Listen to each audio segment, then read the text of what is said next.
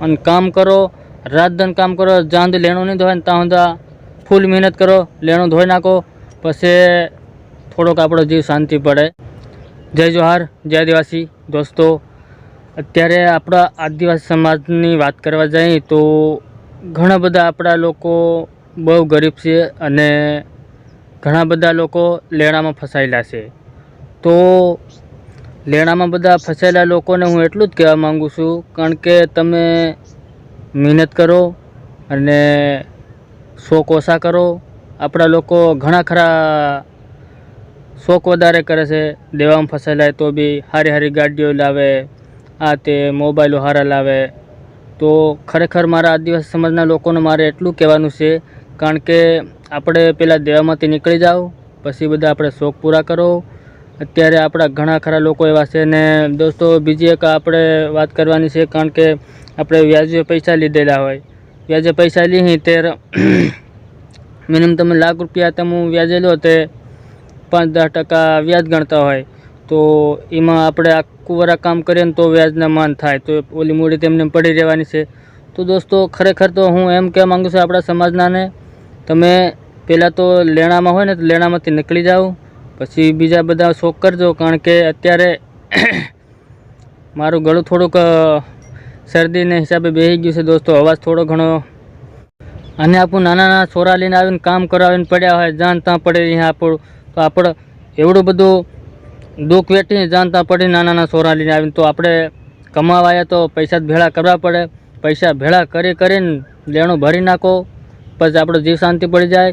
અને બીજી એક વાત કરવાની, આપણા ઘણા માણસ છોરા જરીક 10માં સુધી જતું રહે, ભણી લે 10માં, પછી કાઢી દેતી નાને આ સાલ કામ કરવા, અને આપણા છોરા પણ નહીં સમજે, મારે તો ભણવાનું નથી, કામ કરવાનું છે, પણ તમે અમારી હાલત જોવા, આપણે મહેનત કરી, આપણું કામ કરી, આપણું કેવી રીતનું કામ કરીએ છીએ, એ છોરાને સમજાડવાનું કે આખું વરા કામ, આખી જિંદગી કામ કરવી પડે। છોરા આપણે ભણો તમે, એક મુદ્દાની વાત એ આપણા છોરા ભણે નહીં ને એ, કારણ કે આપું એવાને વારી ગયા, આપણા છોરાને જરીક સૂકી મારે। એટલે મારા બધાને કહેવાનું છે કે આપણા છોરાને ખરેખર દોસ્તો ભણાવજો, આ ભણાવો ને તો જ કંઈક છોરું હોશિયાર થાય, બાકી એમને આપણી જોગી પણ કામ કરે તો ખરેખર આપણા છોરાને ભણાવવાની ફૂલ જરૂર છે। આપણા સમાજમાં, આદિવાસી સમાજમાં ઓછા છોરા ભણે છે, તો ફૂલ ભણાવજો દોસ્તો, એટલી બધાને મારે વિનંતી છે।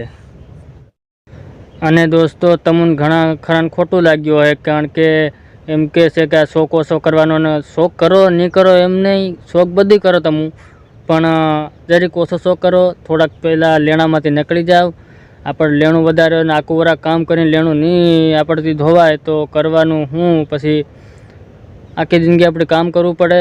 અને હું એક આદિવાસી સમાજમાંથી છું એટલે મારે આ વાત કરવી પડી, બાકી તો તમને ખોટું લાગ્યું તો દિલથી સોરી, કારણ કે આપણે આ વિડીયો, મને એમ થયું કે આ વિડીયો બનાવી દઉં, આપણા આદિવાસી સમાજ ઘણો બધો પાછળ રહી ગયો છે, કારણ કે આપણા ઘણા ખરા માણસ લેણામાં ફસાઈ ગયા છે, એટલે એ લેણામાં ફસાઈ ગયા બધા આપણા માણસ, તો મારે એ માણસને બધાને આપણાને એટલું જ કહેવાનું છે કે મહેનત કરો અને કામ કરો, રાત दिन કામ કરો, જ્યાં સુધી લેણું નહીં ધોવાય ને ત્યાં સુધી ફૂલ મહેનત કરો, લેણું ધોઈ નાખો, પછી થોડોક આપણો જીવ શાંતિ પડે।